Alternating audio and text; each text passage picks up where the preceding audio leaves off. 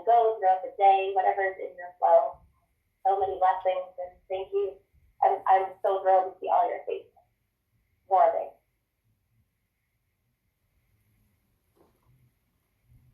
Hello everyone, my name is Maria Fernandez and I'm a creative community healer, herbalist, and so grateful to be here in this time where we need to be prepared and prepare ourselves. Prepare yourselves. And what better way to prepare yourself than to have natural home remedies that have been passed down from our ancestors? Because we have to be very realistic. In case pharmacies close, in case anything happens, you at least need to have certain things at home that could help you. Now, these are remedies that I have used for flu. I am by no means a doctor or a naturopath or anything like that. This is what I have been doing for myself. So anything that I'm going to share with you, I'm going to be saying it's for what I have done and what I have seen. You don't have to take my advice. This is choice, this is options, and I'm just going to show several things that may help speed up recovery. And I would also say a few things that are coming out with the hysteria, because it's also disinformation. So it's good to kind of bring both things to the table when speaking.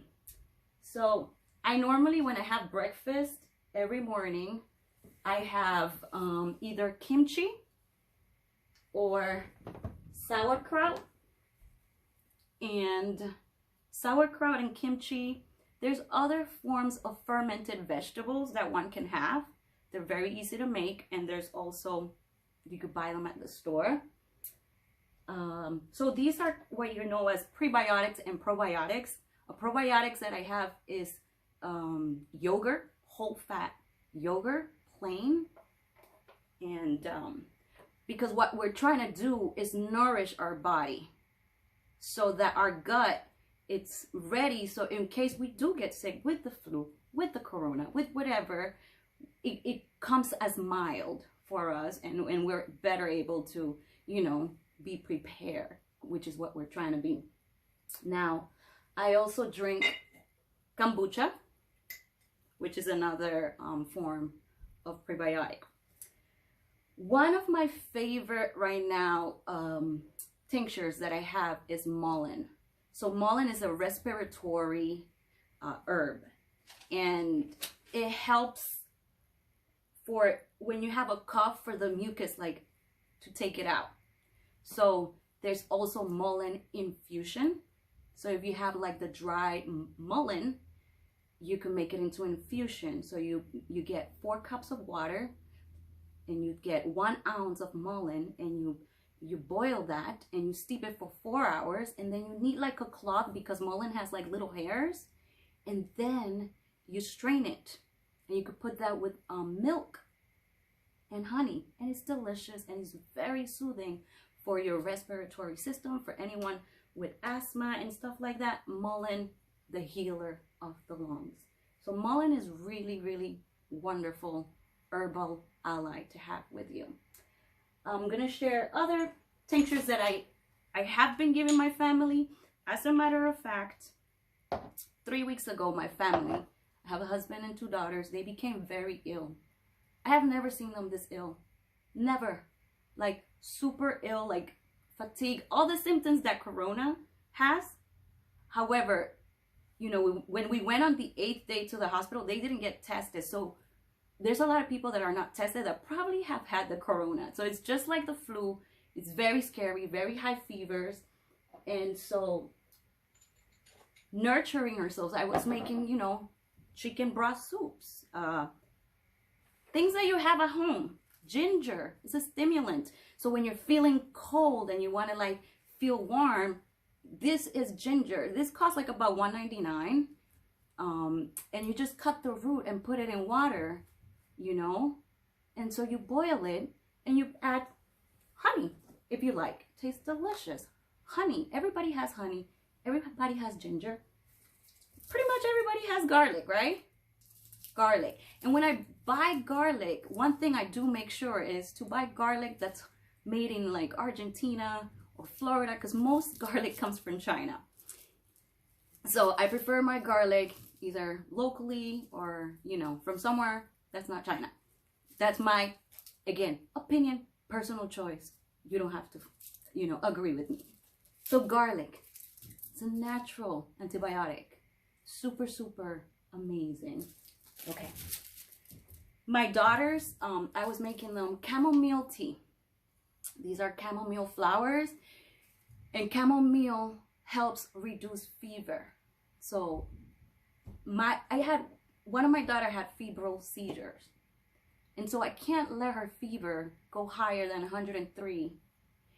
And so I try to do it naturally by giving her frozen blueberries, frozen cherries, any of the berries. They're so full of antioxidants. And so when that's not working, I go into chamomile. And chamomile, I only steep very small, because chamomile has a lot of volatile oils. So you only like steep it for 3 minutes, you know. It's very important, because chamomile, you can't steep for so long, and you need a very small amount. Chamomile, it's beautiful, and it relaxes you, it helps you sleep. So for children, it's very safe. I used to do chamomile in ice cubes, so they could suck on the ice cubes too. So that's, you know, there's different ways that you could work with herbs. You could even take herbal medicine into a bath, you know, if you don't want to take it internally. You could do it through your body. You could do compresses. You could do gargles. So there's tinctures, there's teas, there's steam inhalation. I actually had eucalyptus leaves from Puerto Rico, and I was doing steam inhalation with the eucalyptus for them. So I would put a towel and steam the leaves, and then they would put their heads in, and I let them breathe that. And so I also went around the house with the eucalyptus, kind of like fanning it in. Another thing, there's so many things, and I only have a certain amount of time, so I'm trying to give as much as I can of what I've done, and just offering different options, because I'm sure you may not have them all, but you might have some, and that's good enough. At least if you have 1 or 2 of these, try that. I throw the kitchen cabinet at things. Like, I'm like, here, let's go. Get the guns, you know, like, let's do it. So one thing that everybody has is sun and air.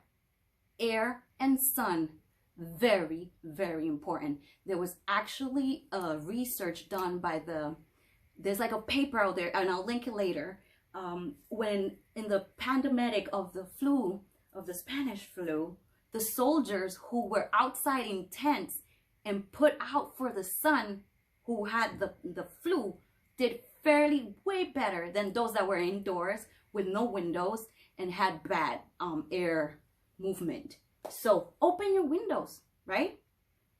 Go outside in nature. You know, they're telling us we cannot go in crowded areas, but nature should not be crowded. It's crowded with trees. Yay, you know, take a little tree bath. So nature offers disinfectants that are natural, and it's accessible to all of us. Sunlight, 10 minutes, 15 minutes. Why? Vitamin D. A lot of us are deficient in vitamin D.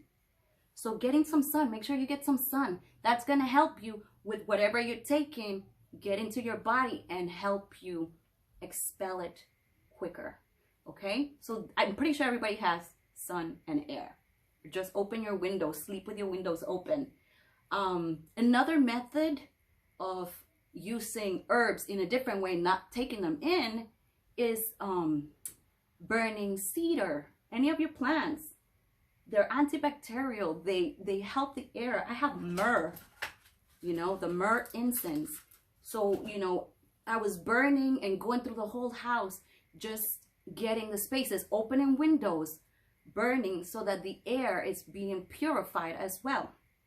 Okay, so here we go.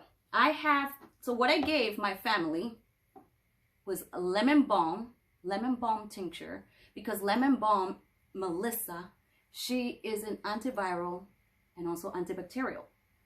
So, and she also helps with anxiety, and she's super safe. She's part of the mint family. And so I feel really comfortable giving lemon balm. It doesn't make you, it's not like super sedative, but if you're anxious, like, oh my God, what's going on? Like, you take a few drops. You could take 5 drops, 10 drops, maybe a dropper full. You have to build a relationship with the plants. And that's what it is. What works for me might not work for you. My dosage might not be the same dosage for you. So, you know, we all know about the hands. So when you're connected and you're feeling it, you say, okay, how much should I take? And you're like 10 drops, because your body tells you. You could tune into that and trust that. That's your intuition. This is where you are the healer. You know, this is where your magic comes in, and you're like, I'm going to trust that whatever I'm going to take is the right dosage. So lemon balm, beautiful, beautiful to take. Echinacea, antibacterial. I think I say the name wrong. Echinacea. Some people say it differently. Echinacea, or you know, Echinacea angustifolia, because there's Echinacea purpura. But Echinacea just helps your white blood cells come up to defend you for infections. So it's really helpful, really necessary. I take Echinacea and elderberry as preventatives. And preventatives means you do it before you're sick, right? Because so here we go. Right now, elderberry is super controversial, right? Because people have these theories, and it's great. It's great that people are sharing. What I don't like is disinformation and then treating something like a criminal, a plant a criminal. You know what I'm saying? Like being afraid of a plant. You have to be paying attention and being discerned. So individuals who have compromised autoimmune systems, people with cancer, obesity, diabetes, these people, they're probably already taking these medicines. They're called monoclonal antibody drugs, MABs. MABs are man-made proteins that can confuse the body's natural response to infection, therefore causing cytokine storms. And that's what people are saying. Don't use elderberry, it causes cytokine storms. So most of the people who is getting the cytokine storms are already having compromised immune system. I would say if you feel that your immune system, you have autoimmunes, and you have the corona, or you have a flu, it's your choice not to take elderberry. You don't have to take elderberry. Discern, right? That's why I'm offering. There's honey, there's garlic, there's different things, there's different options. Elderberry is not the only one, but people are touting it. So people who have not used it get scared and then criminalize it, you know, or make it like evil, which is, you know, I'm here to speak for plant medicine, and that's not how it works, you know. So elder, I mean, think about it, elderberry. There might be a correlation there. Maybe elder people should not use elder. I don't know. You know, we're all learning, so we have to take things with you know, a grain of salt and precaution. So elderberry is known to help for antiviral, for flus and colds. It's very, very, very safe. I feel really, really comfortable giving that to my daughters. And so, again, you use it how you feel. And I don't use a lot. I just give them a dropper full. And a dropper full is that. So it will never reach to the top. It will never go to the top. No matter how much you try. That's a dropper full. And a dropper full probably has about 30 drops. And 30 drops is maybe half a teaspoon. Like, it's such a small amount. Okay? And you put it in water. And a little bit of water. You don't want to be taking these tinctures with alcohol. They might burn a little bit on your throat. Or you could drink it with juice. But I feel like water, it works better.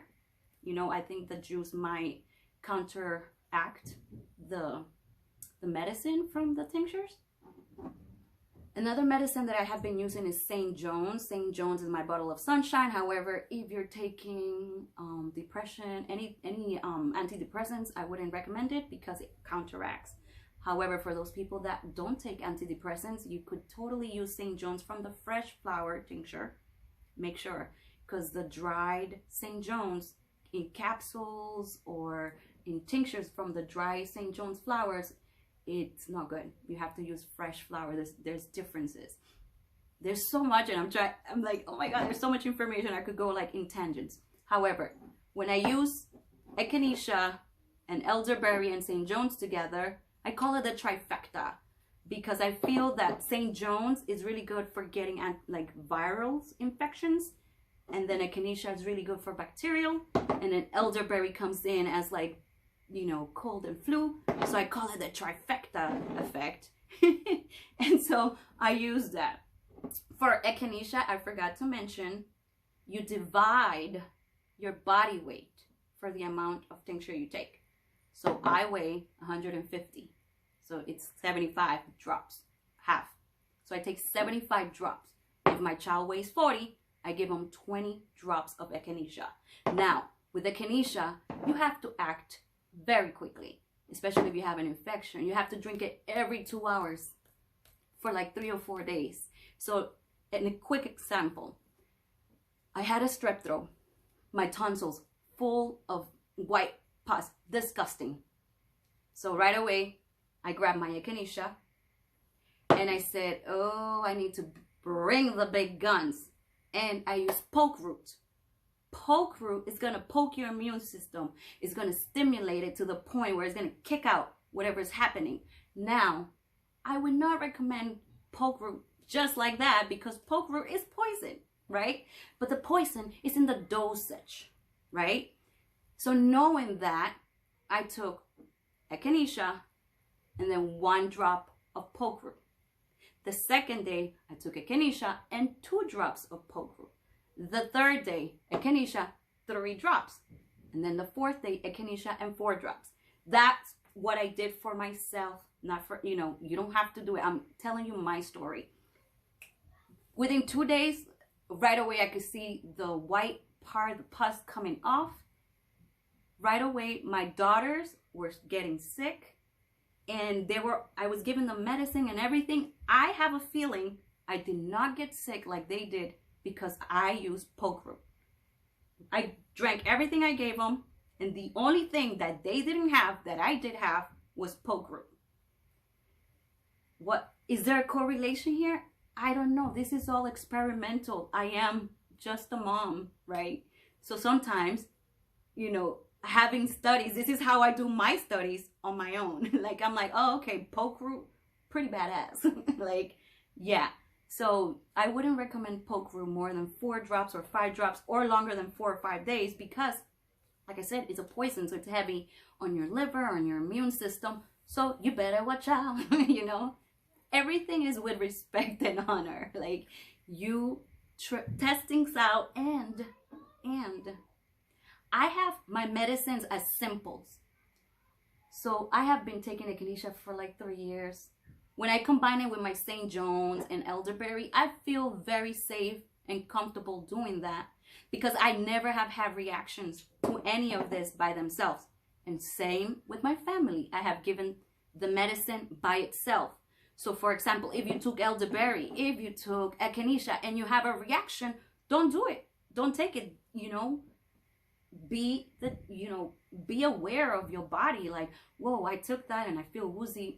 Maybe, you know, lemon balm is not for me.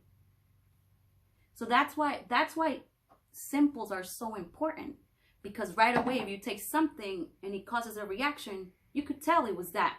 But if I take something that has lemon balm, blah, blah, blah, blah, blah, blah, blah, blah, blah, blah, and it makes you sick, you don't know which of those elements cause you to get sick. That's very important to know. Okay, other things.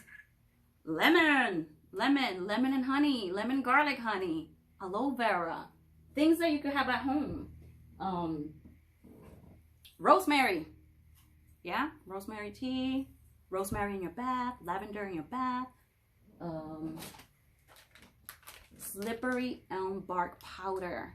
You use slippery elm bark with honey, and you make slippery elm balls, and it's super good for your throat. Very soothing. If you're constipated or have diarrhea, it will. So if you're constipated, it will help you go to the bathroom, and if you have diarrhea, it would stop your diarrhea. And if you have like severe, it's like a lozenger. It's just like very soothing to your digestive tracts, and it's a mucilaginous, so it's like amazing, and it takes away any poisons and stuff. So it's delicious, actually, very delicious and nutritive. People, there's like I read something somewhere that the natives, the indigenous, had to use the slippery elm bark when there was like famines, because it's very nutritious, and that would keep them, you know, sustained for a week or so. So slippery elm bark, very, very nutritious. Other things that I do: astragalus root powder. I put that in my soup. I put that in my beans. I put this astragalus root powder in my yogurt. People cook with astragalus roots as well. They have tinctures, and those are just stimulating roots that really help the body, you know, be prepared and, you know, on guard, sort of thing. What else I have? Holy basil tulsi tea is delicious, amazing, calming. It helps. I make linden flower infusions because it's the #1 anti-inflammatory, as well as turmeric. So you want to use like anti-inflammatory stuff. And linden, it's phenomenal and it tastes great. Hibiscus flower infusion is so good with mint. You could drink this. It's high in vitamin C, super nutritive, so many minerals. And a lot of us are lacking minerals and vitamins, so the flowers are here to come in and serve their purpose. Another of the berries that I have is Schisandra berry. And Schisandra is it's a berry that has the 5 flavors. It's like bitter, it's sweet, it's all of them, and you're like, oh my god, what's going on here? It's super, super beneficial. It's one of the berries that you could take, just like I said, it's like eating blueberry. These are just things that help your body have more vitamins. Other things that I have gloves. So besides washing my hands, and friction is the best thing that we could do to, you know, besides if you don't have antibacterial soap because we're running out or whatever, just like the friction of your hands on the water, 20 seconds and get in, you know, there's this cleaning your hands, you know, get in type of thing. Clean the hands. And then if you're pumping your gas, if you're out somewhere and about, you know, wear your gloves. And then, you know, I'm not liking the fact that these are plastic and we're going to have a lot of like glove pollution because it's plastic. But at this moment, we got to do what we got to do, right? So gloves, door handles, gas pumping, pushing carts, whatever it is, gloves will protect you more than the mask. Okay? So if you could get yourself some gloves, I would highly recommend that. Keep drinking water or your teas or your nourishing herbal infusions, because I was hearing that if you do get the virus, it goes first into like your throat and your nasals. So if you're drinking hot water, you're able to flush it and make it go into your stomach, and then the stomach acid will kill it. So every 15-20 minutes, drink something.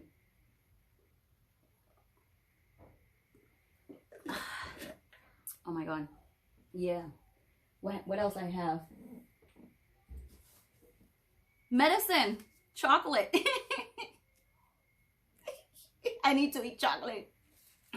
Yeah, because chocolate just gives me dopamine. It helps me cope. You know, it helps me feel better. So, chocolate.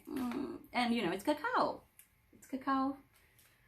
What can I say? I think I covered all of the things that I use. I mean, if you have any questions, I'm not sure that I would be able to correctly answer them, but I'm open if anybody has a question, because I went so fast and I don't know if I'm up in my 30 minutes. I wasn't tracking.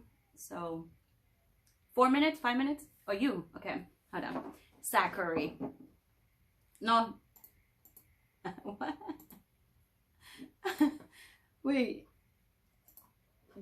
Can I unmute? Well, I don't know if I could unmute you. 5 minutes left? Yeah. Oh, 5 minutes left. Well, I would like to open the 5 minutes left to anybody who's watching and might have questions, because I know I went by so quickly, and you know, it's one of those things where I'm like, I'm not an expert. I'm just a human, just like you, a mom. I care, and I have been having this is what I do every day, all day. Like, this is not like, oh, opportunity, you know, no, this is just who I am. Like, and I'm here sharing what has been helpful for us, you know. I would say if you're feeling pain, I'm not against using like aspirin, you know. I'm not against using Tylenol, because like when my daughter would get 103.5 fever, I didn't want her to have a febrile seizure, so I would use Tylenol, you know. Once I knew, I was like, wait a minute, it's getting too high, I need to now use a little bit of modern medicine as well. So I teamed up. I wasn't just like, I'm just gonna be natural, holistic, pure. No, I'm very open to like, okay, what can we do now? I have done this, and that, and it hasn't worked, or it has worked. And I would like to say, if you have a child and they have a very high fever, please do not give them a bath, even if it's warm, because that's what happened. My daughter had a high fever a year ago, and she threw up, and she was like, oh, take me a bath. So I did a lukewarm bath, and that's where the febrile seizure happened. And the paramedics said, oh, her body went into shock, because when you have such a high fever, even if the temperature of the water was warm, it's still like a quick drop of temperature, so it makes you like convulse.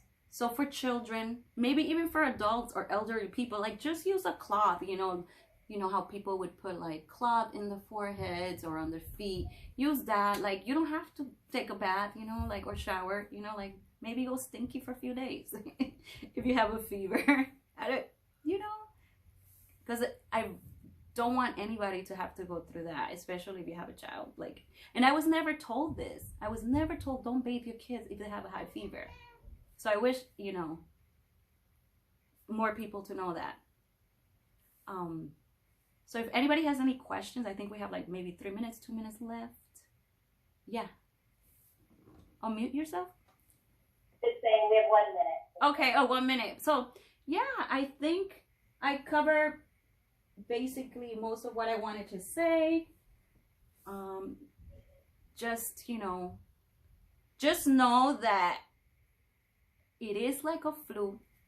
It's more scary because it spreads faster. So even if you were to get it, you're gonna be okay. You're gonna survive this. Now, the people that are elder and have underlying conditions, maybe this is a good time for people that are smoking cigarettes to stop, you know, because, you know, this is like about a respiratory lung, you know, type of disease. So, yeah, be there for the people that are elder. Don't be afraid. You know, I mean, we deal with the flu season for how many years we've been doing it, you know? So, yeah. And if you're definitely sick, stay home. You know, don't get other people sick, especially if you have children, because children are like the little carriers of, you know, getting other people sick. So when my family was sick, we were here 8-9 days without going out.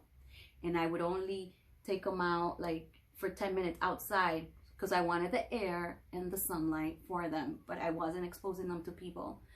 So it's very good to keep yourself self-quarantine, and you heal faster at home than going into a hospital. That's for sure. It's way better. So yeah, stay home. There's less germs at home than hospitals. And if you're not really dying, like, don't go there, because they're not going to give you any medicine. They don't even check you. They would only be like, were you in Wuhan or were you in a cruise? They're not going to test you. So what's the point of going there? Like, I don't know. It's just, they're not giving anything. So you have to take action to your own hands. And for now, I'm pretty sure you have a couple of things in your kitchen cabinet that's going to help you. And I'm sure there's plenty of other stuff that I didn't mention, and somebody else could come along and be like, oh, what about this and that? You know, sink. I could think of so many other things that other people use. thank you for giving me the space and listening to me. I hope I have been helpful, and I send love, and I'm glad to be here sharing space with all you beautiful people. Thank you, Maria. Thank you. I think if anybody has any questions or wants to ask directly, you can find you on Facebook. And I think it'd be cool if there was an opportunity to like spearhead like herbal health during these times, and like have a group where people could share remedies that they're using, and kind of have an opportunity to just like make some suggestions. I think that'd be cool. So anybody who wants to spearhead that'd be great. Thank you so much, Leah. So we are going to go into a prayer to the waters. So this is going to be another